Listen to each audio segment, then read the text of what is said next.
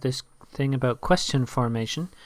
As I like to say, quoi savoir pour bien poser des questions. So the first thing I want you to know is that asking questions is a two-step process. So if you follow this process, you can make no mistakes. So let's go. First, ask a yes-no question. A yes-no question in English is a question where the answer is yes and no. Then, once you ask the yes-no question, go to the answer and replace the object or the answer with a question word. Move the question word to the front of the sentence. Okay, for example, here we have an answer. I eat breakfast every day. So the first thing we want to do is change this answer into a yes-no question. How do we do that? Well, we need to first start by identifying the different parts of speech. So, I is a subject. Eat is a verb. Breakfast is the answer or the object. And every day is a keyword.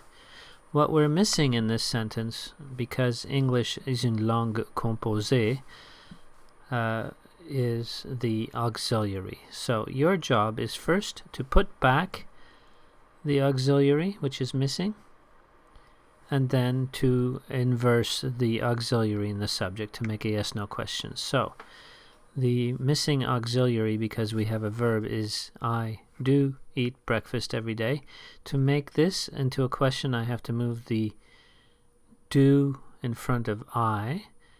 So, do I, and then of course I change I to you because I don't ask myself questions. So, do you eat breakfast every day is a very good yes-no question. Then you have to take the underlined part or the object or the answer of the question, breakfast, and change it for a question word. Well, breakfast is a thing, so we will replace it by the word what. Do you eat what every day?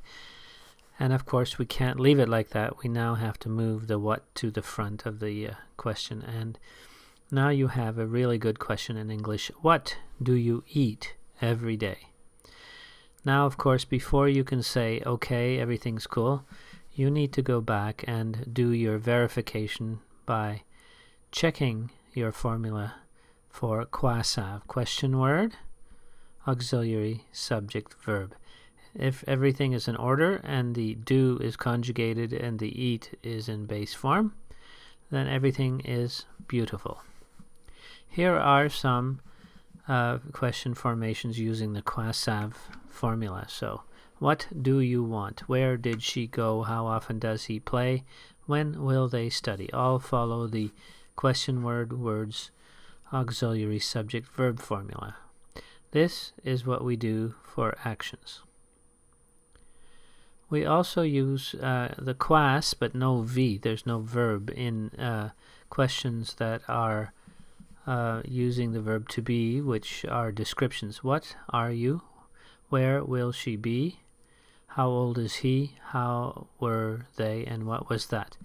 All of these don't use verbs because they're interested in descriptions, and note that with will we have to add the word be, the particle, to tell us that this will has to do with be. These are used for descriptions.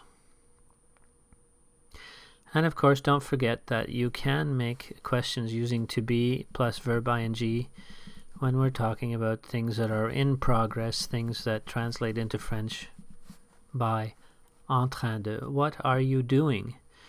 Where is Bill studying? How often will she be traveling? Just be careful, you must use the particle be if you're going to use the word will. What were they buying? When was I playing? We use this, of course, for incomplete actions. En train de.